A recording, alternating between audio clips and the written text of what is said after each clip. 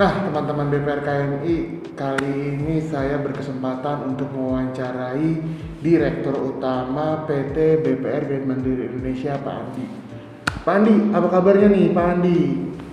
Selamat siang, baik kabarnya Mirza.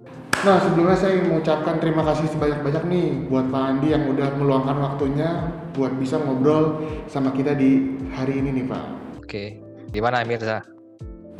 Nah, oke Pak Andi. Jadi di kesempatan kali ini nih, saya pengen ngobrol-ngobrol lah sama Pak Andi, pengen menanyakan tentang jenjang karir Pak Andi.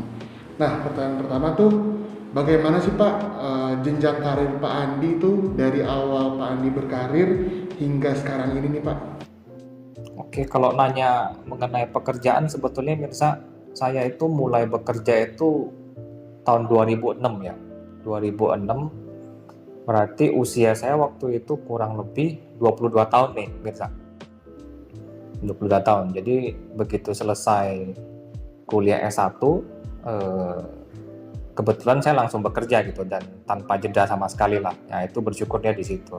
Di usia 22 saya mulai bekerja eh, di perusahaan yang memang boleh dianggap multinasional lah ya, artinya dia punya banyak cabang gitu ya di seluruh Indonesia. Dan dari sana banyak dapat pengalaman nih. Sebetulnya di usia muda itu saya sempat dikirim ke beberapa kota di Indonesia gitu.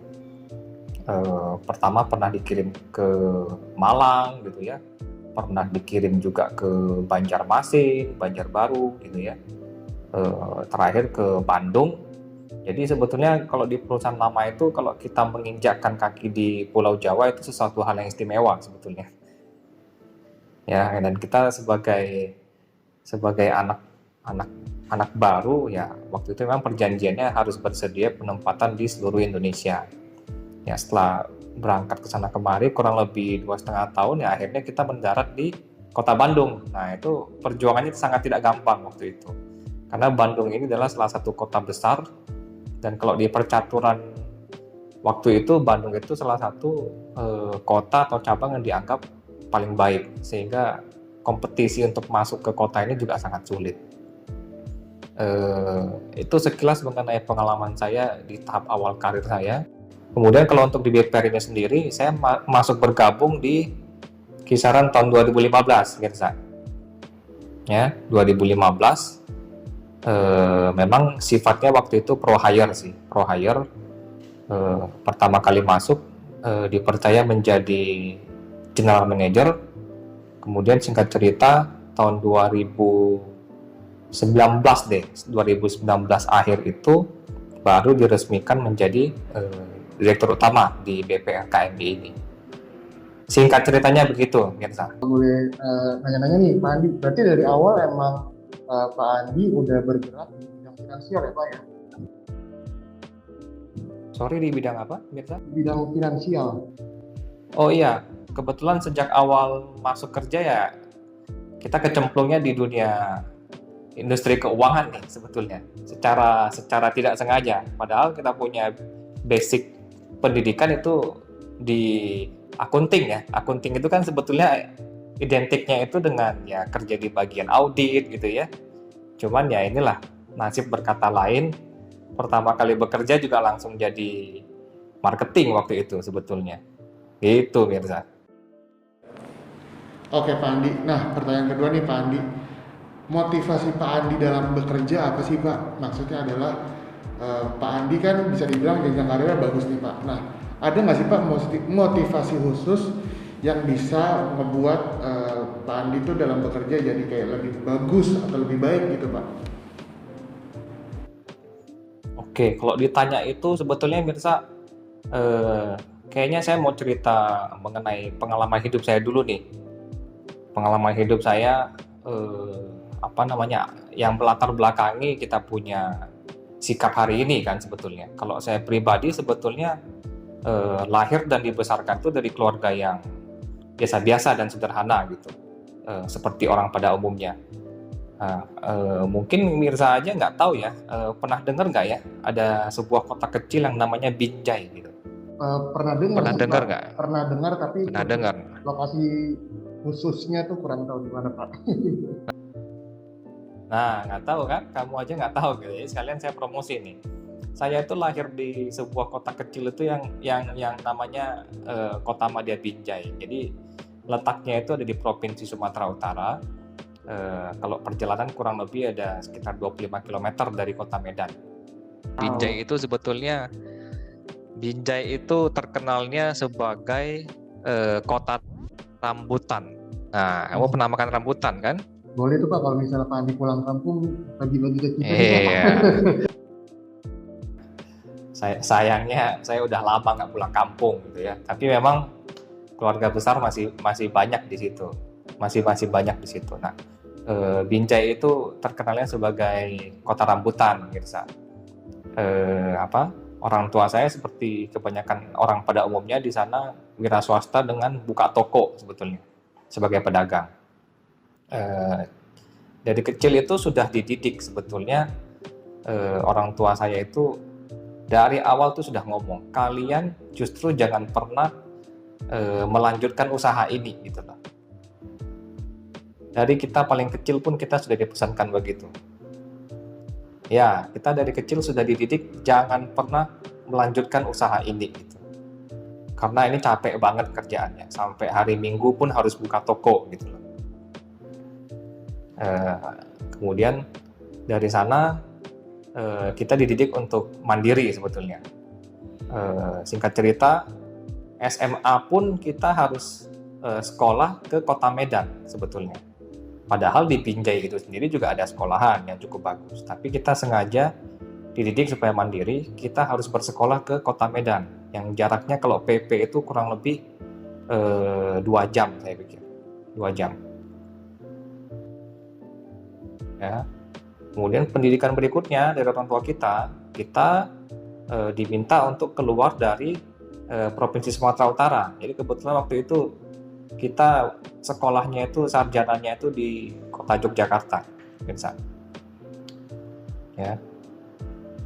Nyebrang pulau tidak ada saudara sama sekali, belum pernah menjejak kaki di Pulau Jawa, belum pernah sama sekali. Ya, dari kecil sampai dewasa kita memang dibiasakan untuk hidup mandiri. Nah, kalau ditanya motivasi, tentu saja kalau bekerja itu saya pikir tiap orang itu punya fase-fase dalam hidupnya, gitu. Ya, pada saat hidup kita itu di tengah kuliah, ya cita-cita sederhananya tentunya pengen cepat dapat kerjaan kalau sudah lulus. Saya pikir normal lah ya, semua orang kebanyakan begitu, gitu ya. Kemudian setelah dapat pekerjaan pertama, muncul lagi cita-cita yang baru ya, motivasi yang baru. Waktu itu sederhana sekali saya. Pertama kali kerja saya itu pengen menyisihkan gaji pertama saya itu buat orang tua. Sederhana sekali. Di pertama kali kita kerja seperti itu kira-kira. Ya, kemudian berlanjut terus fase hidup kita, wah sudah mau berkeluarga nih. Cita-citanya waktu itu mau punya rumah lah, walaupun masih kecil gitu ya. Jadi itulah yang membuat kita semakin bergairah gitu ya bekerja. Artinya di setiap fase hidup kita itu mesti ada satu tujuan atau cita-cita spesifik yang harus kita capai. Ya. Jadi kalau kita ikut arus saja tanpa punya target yang jelas, nah itu yang agak bahaya kalau bekerja sebetulnya. Ya. Nah, kalau kayak posisi hari ini sekarang ya kita bersyukur dipercaya dipercaya oleh Tuhan punya jabatan ini ya.